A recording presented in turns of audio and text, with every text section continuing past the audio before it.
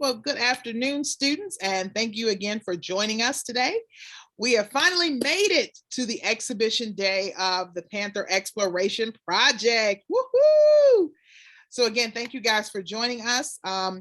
We'll see if other students are planning to join us, but we're going to go ahead and get started so we can be respectful of both your time and ours. So see that you guys have listed your names, which is very helpful, but we will ask you to come off mute and to turn on your video when you are presenting and telling us about your project. So if we're going to go ahead here and get started, I don't know who would like to go first, Elaine or Jada. Which of you would like to go first? Okay, Elaine, yay, thank you for coming off, kiddo. And we'll go ahead and let you tell us about your project, how you started, and kind of what your process was and what you ended up with. Well, so I did mine, I'm not gonna lie, a bit more towards the end than at the start, but yeah, so it wasn't exactly what I wanted it to be, but also a little bit hard. But yeah, so mine was on, I don't know if you remember, but with the whole rock climbing and all that, it's a very, the thing itself is very short, not really very short, but it's just a very abrupt variation of how it became a thing, much that sort. So yeah, and of course with climbing, I am now about 7.5 months in, so I have a bit better with understanding of how to do things. I couldn't unfortunately get videos of me climbing on to the slides for different techniques. I mean, I could show you videos, but I don't know if you would want to see that or not. So from my phone, but it's just. You can show us one. Oh, okay, yeah. I mean, right now or At any point during your Oh, presentation. So if okay you're then. going to tell us all about it first, and then show us a little video at the end and describe which technique you were doing, or if this was at the beginning, or this was when you got better. So you can do it either way. Yeah, I don't know what I'm doing, so I don't know what I'm. Listen. So do you want me to share my screen now? I'll make you a co-host so a co-host so you can share. Okay. Okay, there we go. Almost forgot how to do this. Okay. Yep. All right. So history of rock climbing. In the beginning, it began with mountaineers, and they needed certain technical techniques for climbing past certain climbs that they couldn't beforehand. And they would involve using ropes. And I should add pictures, but in hindsight, yeah, I should have done that. But yeah. So they would have needed ropes, picks, um, certain knobs that they could knock in, so they could tie ropes around. So then it would also help for other mountaineers that were with them. And with August 8th, 1786, Mount Blanc was climbed by Jacques Balmat Michel Gabriel Paccard, and that was considered the beginning of modernization of rock climbing, as it was more spreading out at that point. And with modernization, very going towards the future, it became a lot more mainstream in the 1950s in America, and there was a Royal Robbins party led by Royal Robbins, and they climbed the big walls of Yosemite Valley, and with Warren Harding being the first to ascend the nose of Capitan, and they both quarreled over climbing ethics, which Robbins was clean climbing, that consisted of more where it was very limited with what you could bring with you.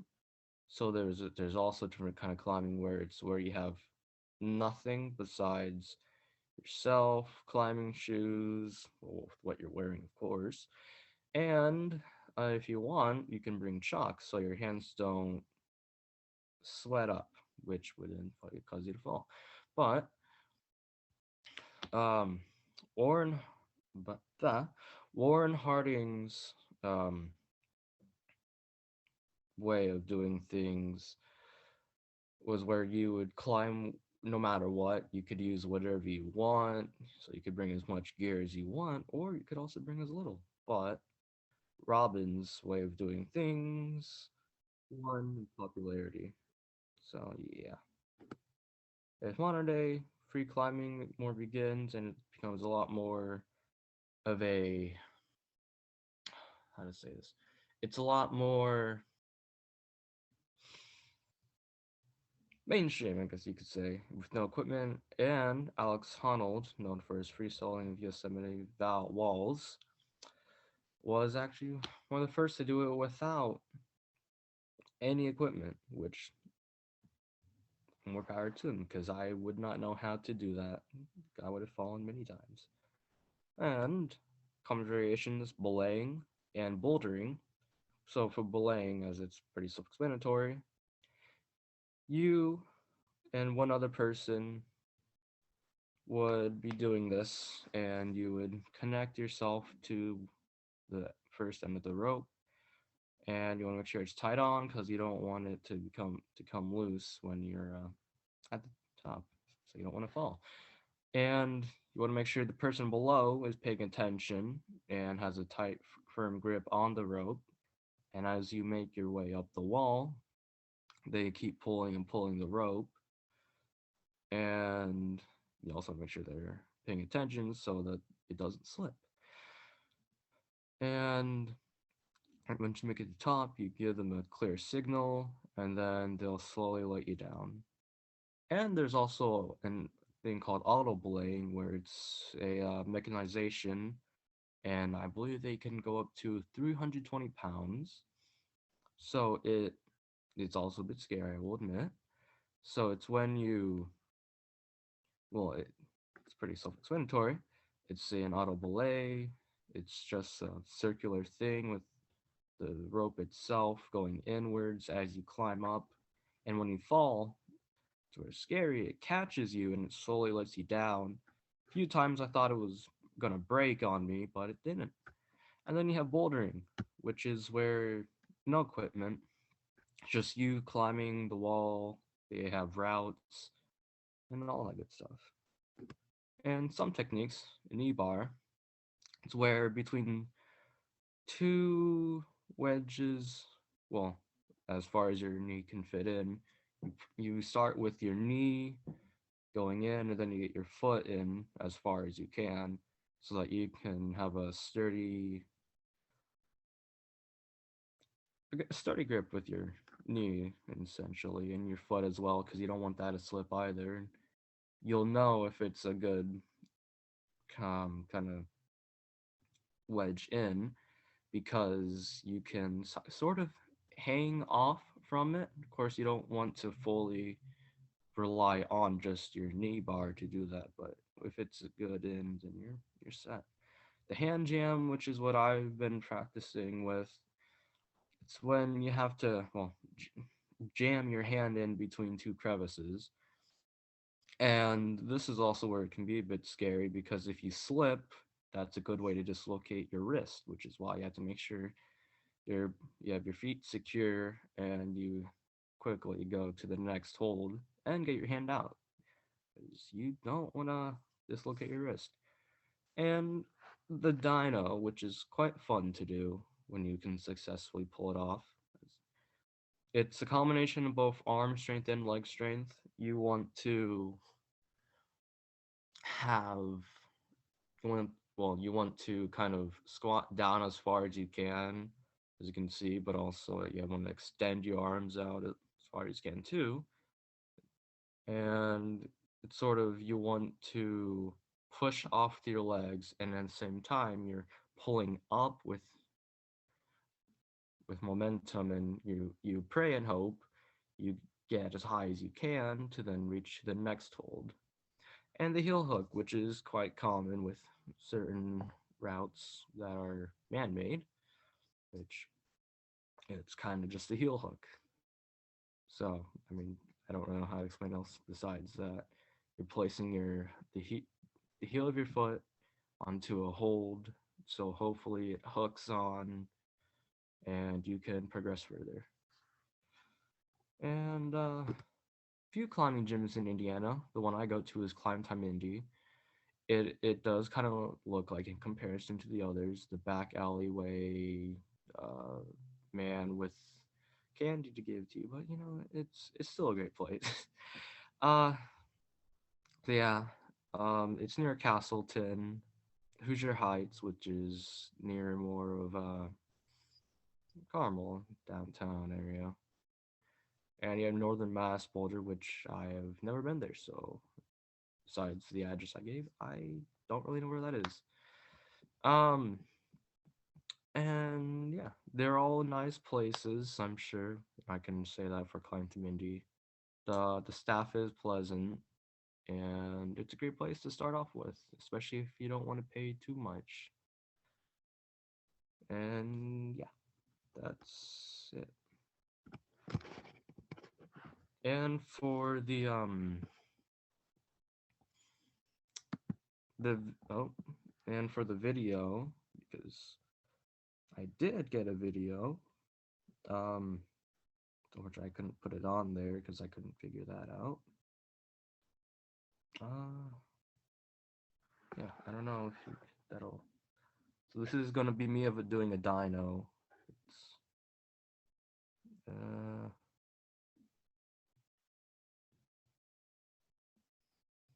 yeah, that's a bit more difficult than it looks because and and it's because so doing that and because I only had one foothold, so my other foot was kind of resting off of the wall, so I had to really bend down as far as I could, and it was more of my arms propelling me forwards up, and then it's like split second to get both hands outwards to hold on both, and if you go too far left or right, your other hand is going to slip off.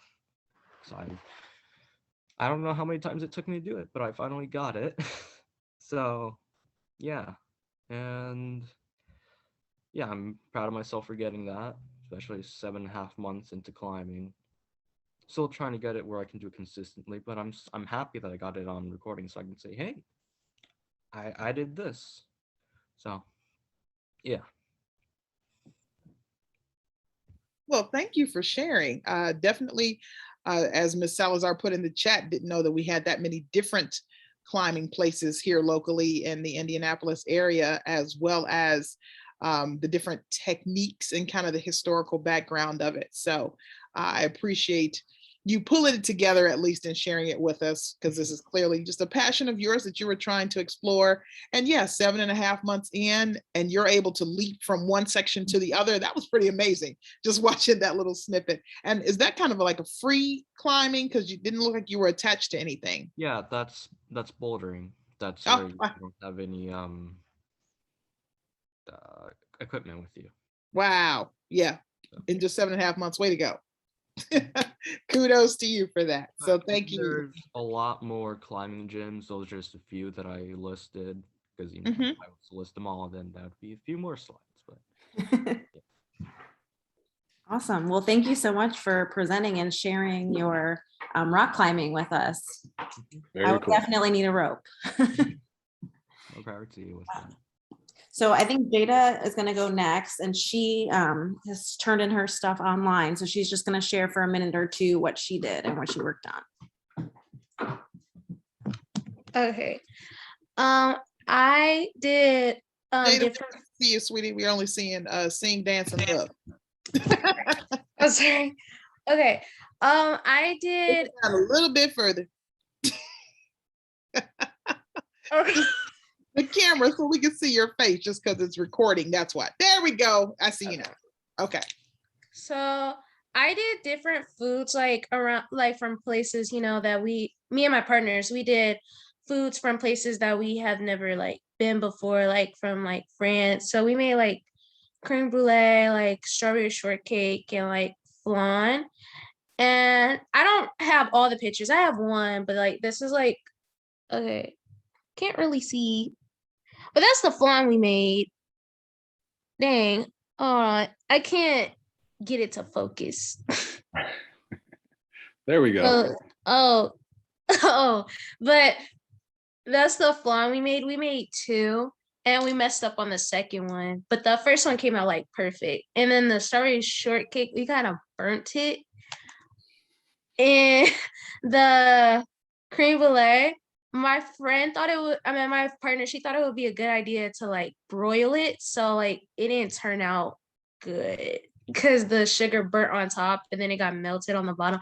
But I think it was a good learning experience. I thought it was fun and I liked eating all of it. Which one was your favorite?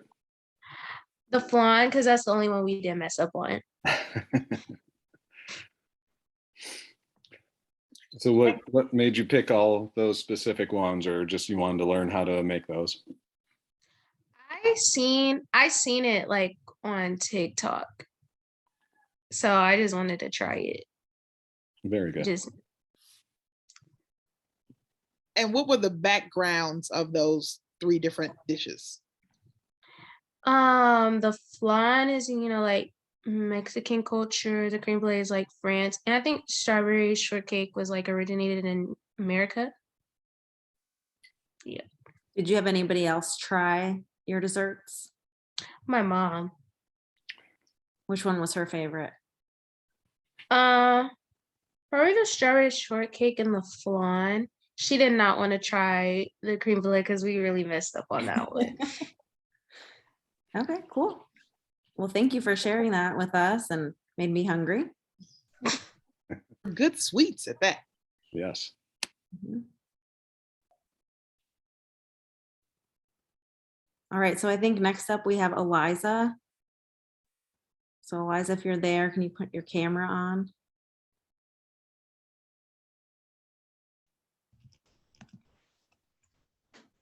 Yes.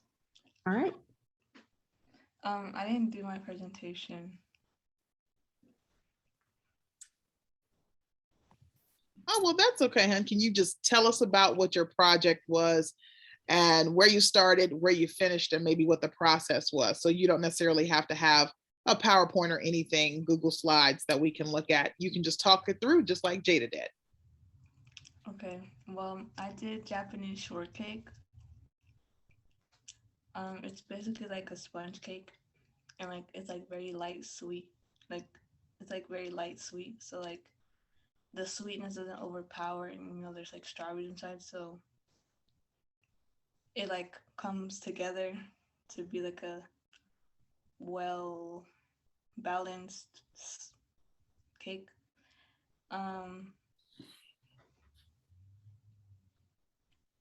What else do you want me to say?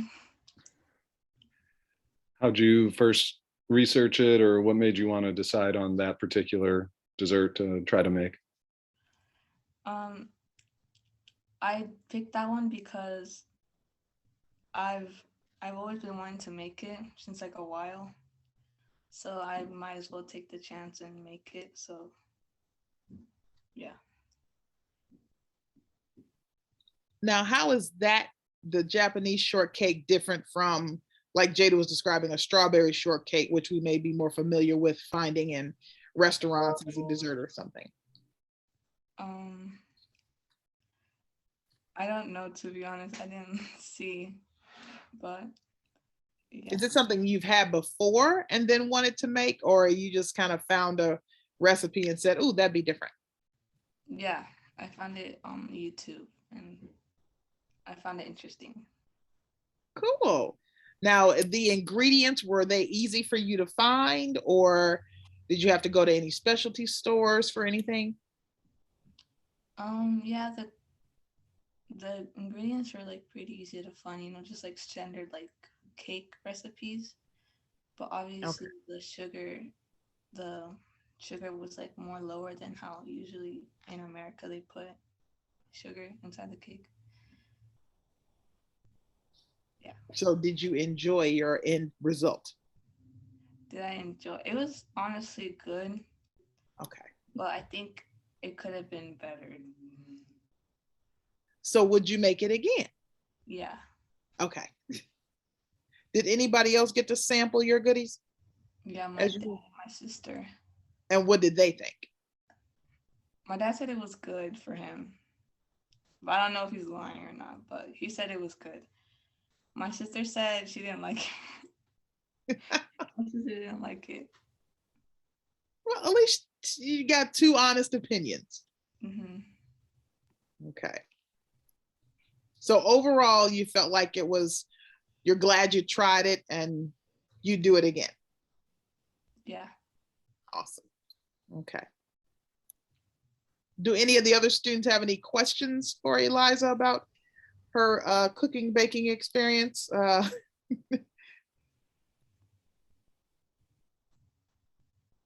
Okay.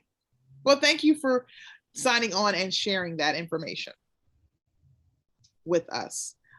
Just as a quick note to you guys, the exhibition is a portion of what you guys are doing or needing to complete for the Panther Exploration Project. And if you have not already done so, be sure to, we need to have those, I think, by the end of the week. So by Friday for you guys to get those information turned in whatever format you did your final report, whether you did some other video recording, if it is your Google Slides or a PowerPoint presentation, or if you actually just kind of wrote it up.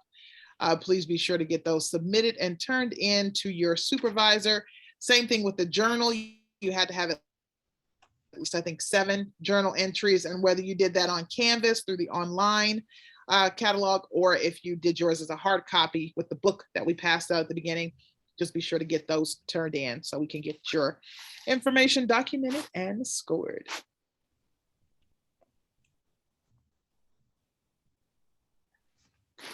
Any other questions that you guys have about what the next steps are for finalizing your portion of the process?